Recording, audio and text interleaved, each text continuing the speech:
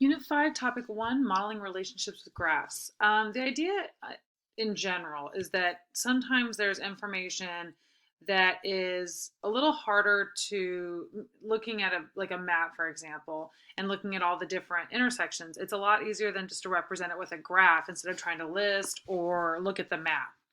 So here's an example. Below is a portion of a housing development in Missoula, Montana. The development's lawn inspector wants to walk down every street in the development, making sure homeowners' landscaping conforms to the community requirements. She wants to minimize the amount of walking. The question that remains, is there a way for her to accomplish this? So the basic idea here is to take all of those intersections of the streets. So this is an aerial view of the housing development, and then draw lines for the streets that connect them. And then that right there is essentially a graph. So here, by removing the picture and keeping the lines and dots, we get the resulting image. We call this image a graph. No, this is not what we think of with X and Y and plotting a line kind of graph. This is a different type of graph. Throughout this topic, we will encounter the similarity of graphs. So let's quickly look at the definitions. A graph consists of a group of dots, vertices, and a collection of edges. Edges connect pairs of vertices. So in this example up here, these vertices are the corners and the edges are what connects two vertices. So here we have L and R and a vertice, an edge between them. All right, equivalent graphs. Graphs that are equivalent have the same edge connections between the same vertices. So for example, let's look at this one really quick. We have A, B, C, D, and E. And we have all these edges. So let's draw it a slightly different way. Let's say we've got B, A, well, let's keep these kind of in a row. C, E, D, and E. So notice the order is different. So A and B are connected. So that's here, A and B. A and D are connected. We probably did not put this in the best order then. Let's move this up a little bit. Sorry. Just so we can draw a straight line. A and D are connected. C is connected to D. E is connected to D. And I think that's it. So we have 1, 2, 3, 4 vertices. So here, this is an equivalent graph then, because A and B are connected by a vertice, A and D are connected by a vertice, C and D are connected by a vertice, and E and D are connected by a vertice. Or excuse me, an edge. Gosh, I'm sorry. Edges. Edges connect two vertices. Sorry, guys. So the idea is that they share the same connections and the same corners. So in other words, the same edges and the same vertices. Let's look at a quick example. Which of the graphs below are equivalent? Circle your answer. So we can look here. Okay, so A and D are connected. A and D are connected here. A and C and D are connected. So A is connected to C, D, and B, right? So this so far is looking good. B is connected to A and D. B is connected to A and D, and C is only connected to A. So it looks like this graph and this graph are equivalent so far. Let's double check. We have 1, 2, 3, 4. Okay, so A, this cannot be it because see, A is only connected to B here, whereas A is connected to B, C, and D here. Here we have A is connected to C and B, and that's it. So it's just these two graphs that are equivalent. So the idea is when you're comparing them, you just need to check and make sure that they have the same vertices. So in this case, our vertices were A, B, C, and D. And you just need to make sure that the same edges connect them or that they share the same connections. Let's go through, I think that's it for speaking about that part. And then let's go through some homework examples. So here we have which graph is equivalent below. This one's a little hard because it's harder to scroll up and down, but here we're given a graph. So here we see that A is connected to B, E, and D. So let's go down and see which ones. Well, so far that first one works. A is connected to B, D, and E. Let's see if any other ones work. A is connected to B, D, and E. The second one also works.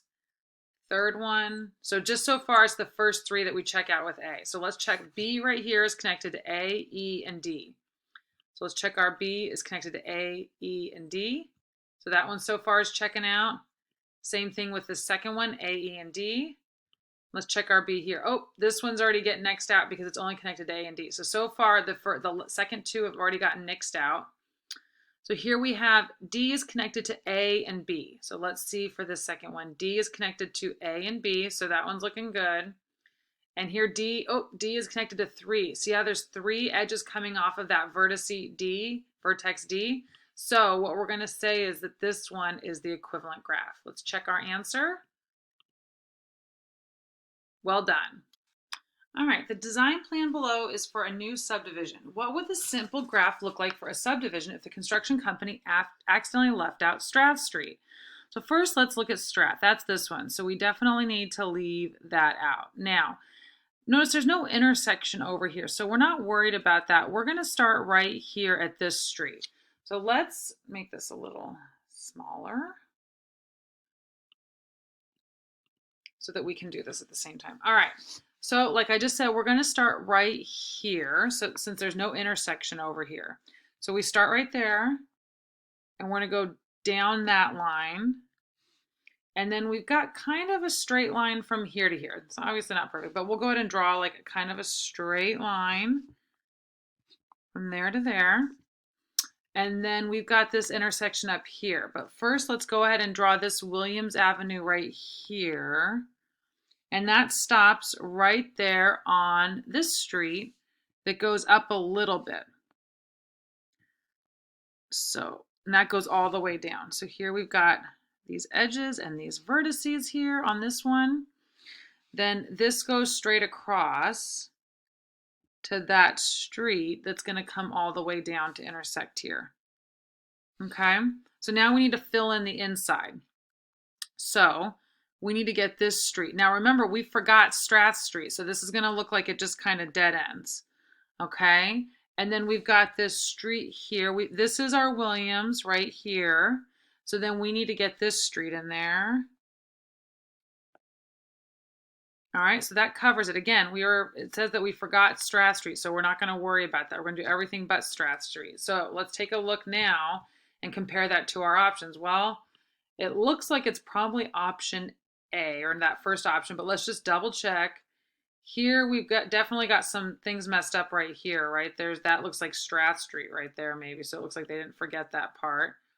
And here we definitely have some connections that don't match up to with a picture that we drew. So let's go ahead and check that first option. Submit. Yep, that's right. Keep it up.